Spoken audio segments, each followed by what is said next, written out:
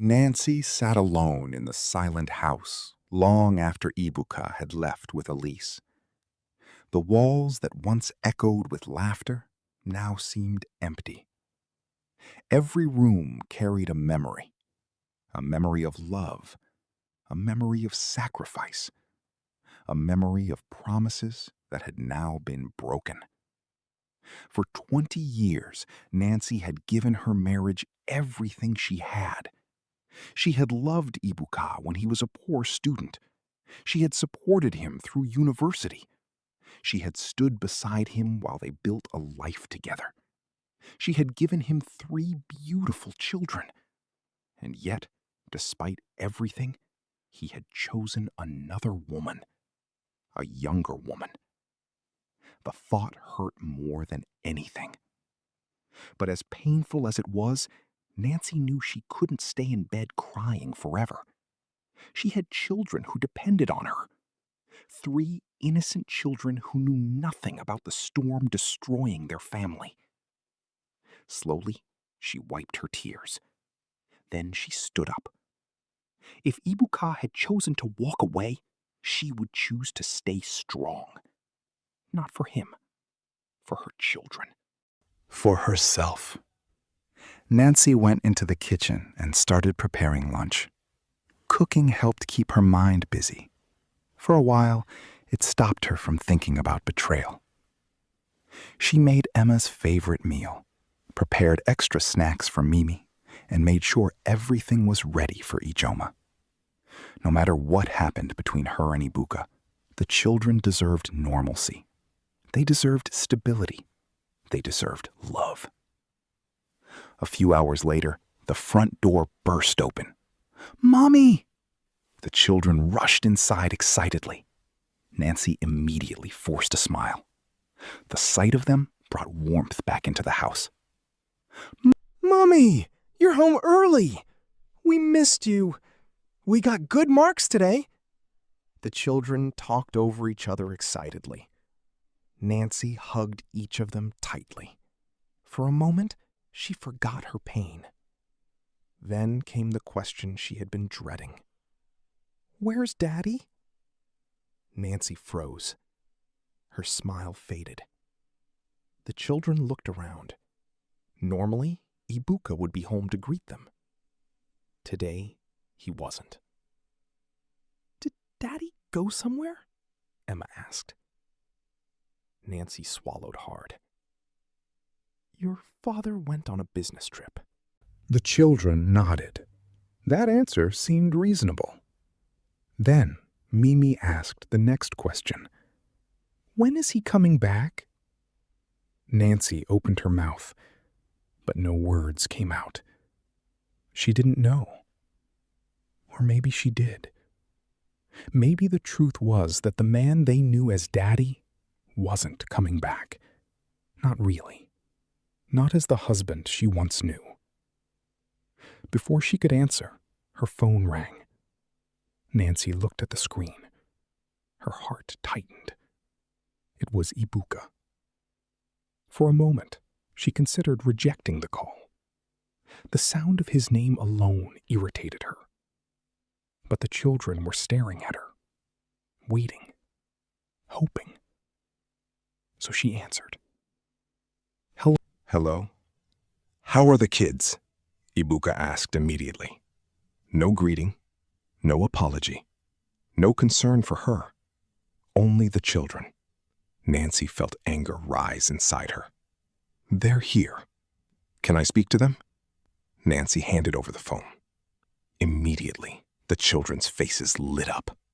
"Daddy, where are you? When are you coming home?" Nancy listened quietly.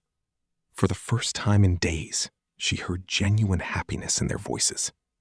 Then Ebuka answered, "I'll be home in 2 days." The children cheered. "We can't wait! We miss you! We love you!" "I love you too," he replied. Then the call ended. Just like that. No explanation, no apology, no conversation with Nancy. He had once again avoided her completely. 2 days later, Nancy was sitting in the living room when she heard a familiar sound. The front door opened. Her heart immediately sank. Ebuka had returned. The children were still at school. For the first time, they were completely alone. Ebuka walked inside carrying a small bag. He sat down beside her. The silence between them felt unbearable. For several moments, neither spoke. Then Nancy finally broke. "Why?" Ebuka looked down. Why? What? Nancy stared at him. Tears filled her eyes. Why are you doing this to me? The question hung heavily in the air. For a brief moment, she hoped he would tell her it was all a mistake, that he regretted everything, that he wanted his family back. Instead, his answer shattered her. "I got bored." Nancy blinked. "Bored?" Ebuka nodded. "Our marriage became predictable." Nancy felt her stomach twist. Predictable? Was that what 20 years together meant to him? Was that what their sacrifices were worth? "I didn't want to leave you," Ebuka continued. "I still want what we have." Nancy stared at him in disbelief. "What are you talking about?" "Elise makes me happy." The words hit her like a slap. And you make me happy too." Nancy laughed bitterly. It wasn't laughter. It was heartbreak. "I wanted both." The room fell silent. Nancy couldn't believe what she was hearing.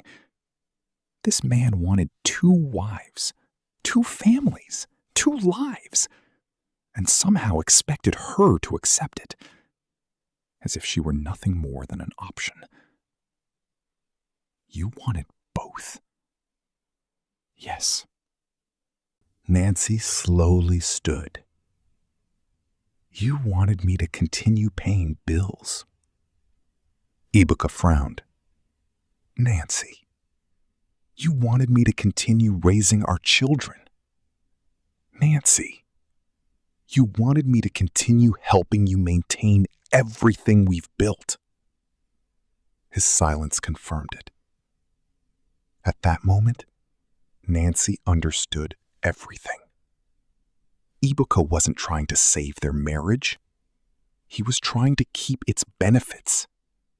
He wanted the security Nancy provided, the stable home, the financial support, the family life. At the same time, he wanted the excitement of a younger woman. He wanted both worlds, without consequences. Nancy's heartbreak suddenly transformed into anger, a deep, powerful anger. She pointed toward the door. "No." Ebuka looked confused. "What do you mean?"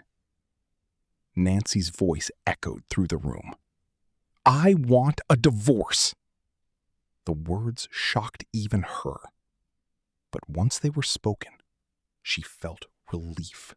Freedom. Strength. Ebuka jumped to his feet. "Nancy, wait." "No." "We can work this out." "No." "You don't mean that." Nancy looked directly into his eyes. For the first time in weeks.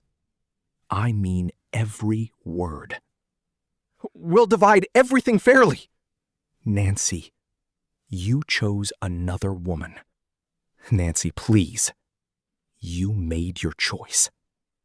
His face turned pale. For the first time, real fear appeared. Because he finally understood. Nancy wasn't begging. Nancy wasn't negotiating. Nancy was done. A short while later, the children arrived home. At first, they were excited. "Daddy!" They ran toward him.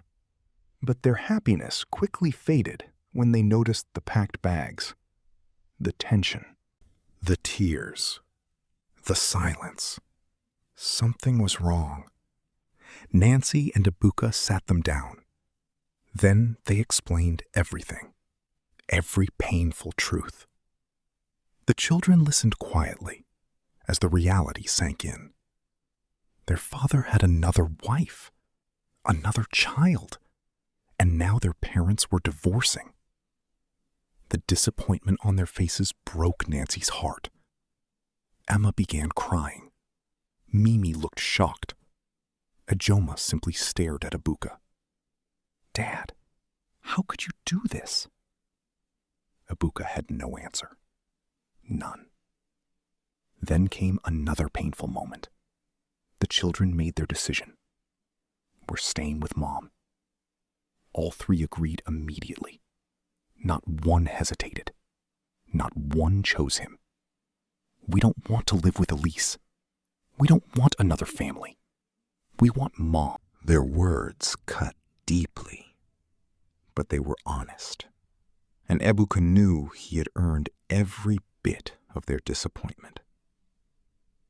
Later, while discussing the separation, Ebuka began arguing about property.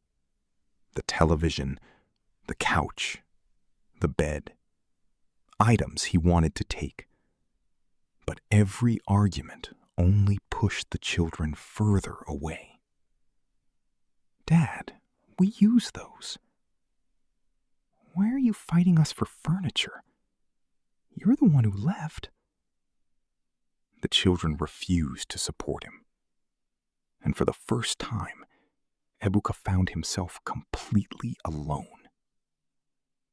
Days later, reality finally hit him. Hard.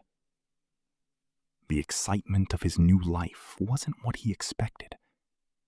The praise from his family faded. The fantasy disappeared, and suddenly he saw everything he had lost. His wife, his children, his home, his peace, his respect, everything. One afternoon, he returned to Nancy's house, not as a proud husband, not as a confident man, but as a broken man. He fell to his knees. Tears streamed down his face. "Nancy, please forgive me." Nancy remained silent. "You were right." Still silent. "My family pushed me toward Elise." Nancy looked at him. "They said she was better. They said I deserved more. They encouraged everything." His voice cracked. "I made a mistake." For the first time, Nancy saw genuine regret. But regret changes nothing. It doesn't erase betrayal. It doesn't erase lies. It doesn't erase another woman or another child. "I lost everything." Nancy nodded slowly. "Yes. Please give me another chance." Nancy shook her head. The answer was simple, firm, final. No. Ebuka cried, begged, apologized. But some wounds run too deep, and some choices carry permanent consequences. Nancy walked to the door, opened it, and pointed outside. "You need to leave." Slowly, Ebuka stood up, the weight of his mistakes visible on his face. Then he walked away. Not as a winner, not as a man with 2 wives, but as a man who had destroyed his own happiness. The young woman he chose had cost him everything. The family he abandoned was the family he truly needed. But by the time he realized it, it was too late. Months later, Nancy found peace. She focused on her children, her career, her future. The pain slowly faded. The tears became less frequent, and happiness returned to her life. Not because she forgot what happened, but because she finally understood something important. A woman who knows her worth never has to compete for a man's love. If he chooses someone else, let him.